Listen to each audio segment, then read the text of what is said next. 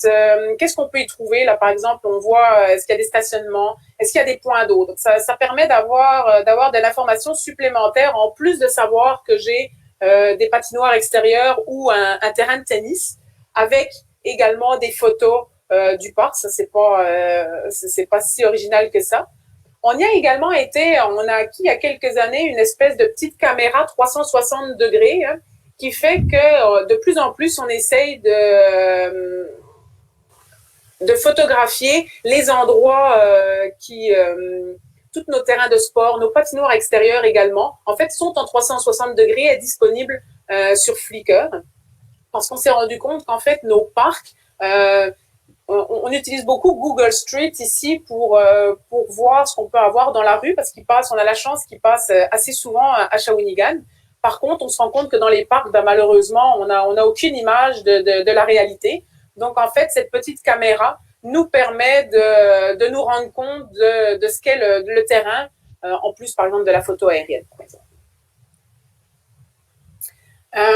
L'intégration des story maps se fait via notre portail cartographique. C'est assez récent. On l'a mis en place il y a peut-être 3-4 mois. Ça nous permet d'être autonome sur le site internet de la ville. Ça nous permet d'être autonome assez dans la diffusion de nos cartes.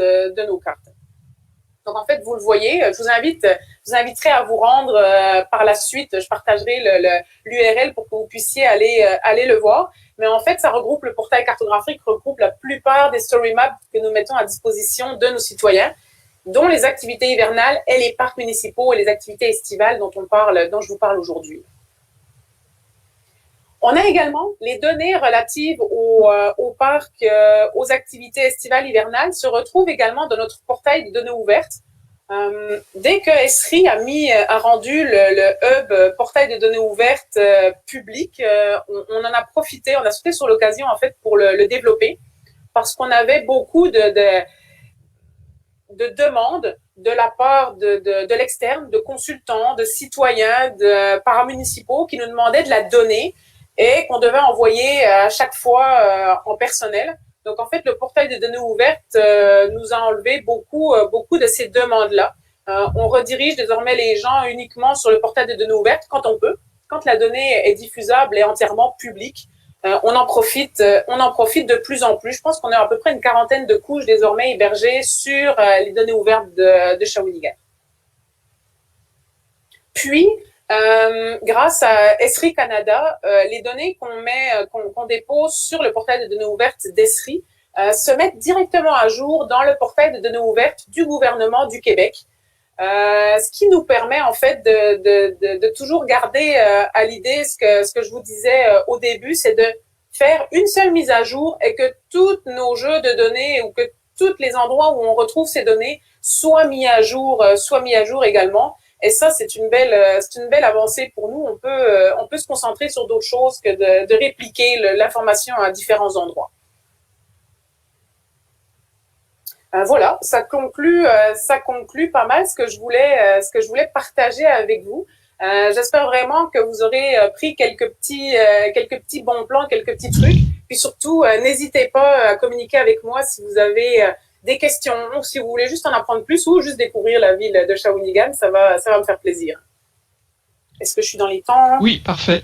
Damien, oui, il reste 9 minutes. C'est vrai que ça donne envie de venir. Hein. Je m'en bien ça, c'est bon. Alors, je sais pas si... Il n'y a pas de questions, c'est rare. Voilà, les gens étaient... Je les ai tous endormis. Non, mais les gens étaient très attentifs, je pense. Et ont écouté très religieusement. Est-ce que nous avons des questions? Ne soyez pas timide. Alors le portail, j'ai été voir là, je peux peut-être le mettre dans le chat. Oui, ça serait très intéressant, merci. Voilà. Alors effectivement, justement, on me demandait des liens. Alors j'ai mis que le portail, j'ai pas... Oui, parce que le portail va vous permettre de retrouver en fait toutes les cartes supplémentaires, donc tout est dedans. Oui, je vois ça, activité hivernale, effectivement, oui. Activité parcs municipaux, donc il y a tous les liens.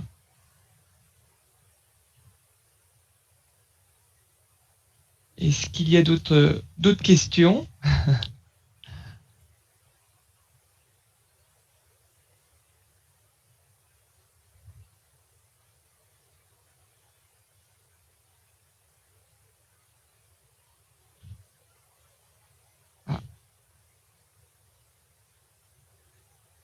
Présentation très dynamique, c'est bien.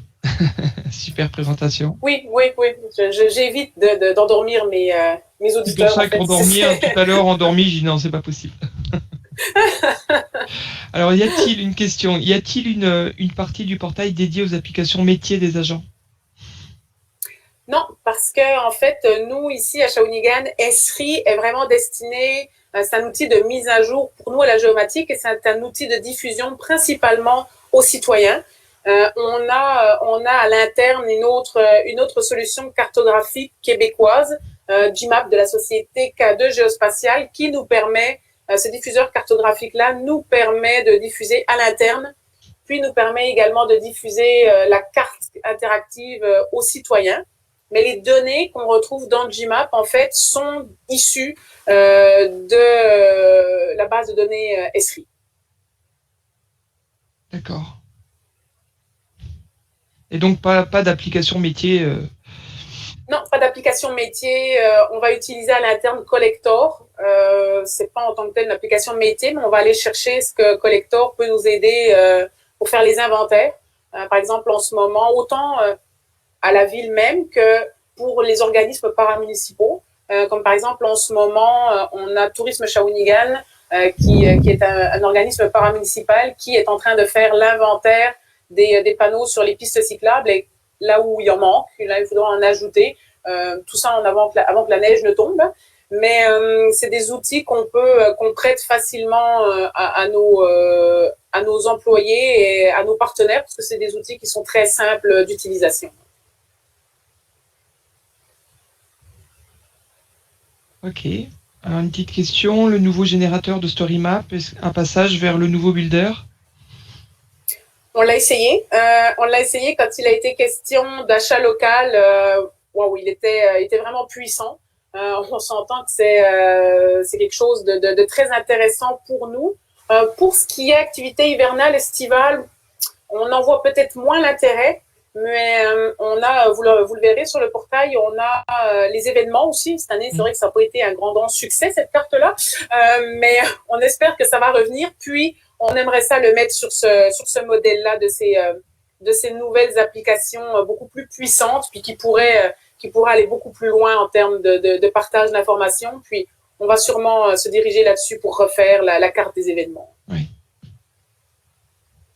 Effectivement, je ne sais pas si depuis le portail on peut aller vers les événements, j'ai pas l'impression. Ah si, événements, si, parce que j'ai vu. Oui, si. J'ai vu qu'il y avait aussi une story map sur les événements, effectivement. C'est ça, c'est celle-ci. Elle commence à dater de quelques temps, mais c'est ça, cette année, malheureusement, c'était pas dans les priorités Il y a eu moins d'événements. C'était juste de mettre annulé devant tout, malheureusement, comme partout, en fait, comme partout. Ouais.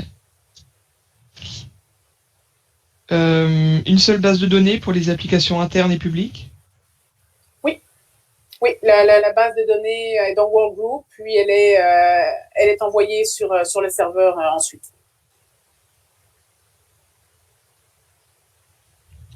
Ok. Pouvez-vous détailler un peu plus la façon dont vous personnalisez les fonds de carte? Ok, oui, les fonds de carte, je vais tenter de revenir. C'est ça, on utilise vraiment une application d'Esri qui est assez peu connue, mais qu'on avait trouvé, je pense, sur le blog d'Arcorama, qui permet vraiment de changer énormément les styles cartographiques, puis d'aller chercher nos propres couches de données.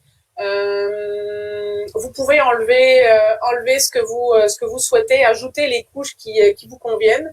Je vais tenter de remonter là où j'en parlais pour vous donner le terme exact.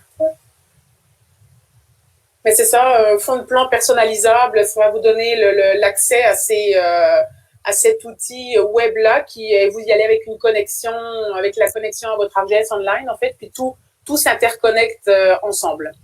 ArcGIS Vector Style Editor. Puis vous le voyez, là, vous avez toutes sortes d'informations